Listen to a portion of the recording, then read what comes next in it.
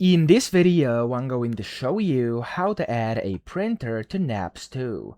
Now, the first thing I have to tell you is that NAPS2 or NAPS2 is a scanning program, not a printing program. So you cannot add a physical printer to it. However, you can connect a scanner, which is like a multifunction scanner, which also has printing options. So if you have a thing like maybe like an HP DeskJet, which I do have, and I'm going to show you how to set up right now, which allows you to both scan and then print, you can connect that and you're essentially connecting a printer. So to do this, I'm gonna go to the Profiles tab top left inside NAPS2 and I'm gonna click on New. From here, you want to give it a display name. I'm actually going to name this one HP printer/scanner because it's a combo hybrid device. And then you want to click on where it says device. So click on choose device and you want to find it over here inside these drivers. You have three types of drivers. Click on all of them to actually find your printer or scanner. So for me, as I said, it's actually a combo printer and scanner.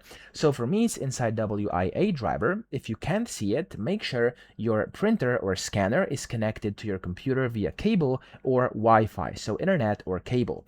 If you've just connected it like a few seconds ago, just wait for a few seconds or maybe up for a few minutes, and then just go and close this and reopen choose device and wait for it to actually find your device. It should find it very, very fast. Now, if it's still not showing, if you can't find it between any of these drivers, make sure you actually check it's connected to your computer. So go to the bottom here, inside your taskbar, click on the search button and go to printers and scanners. Type in printers and scanners and click on it.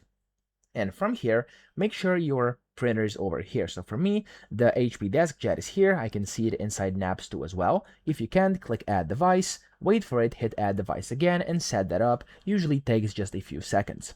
Once you've done that, once of course you've connected your printer, you can see it over here. Click on it and click on select.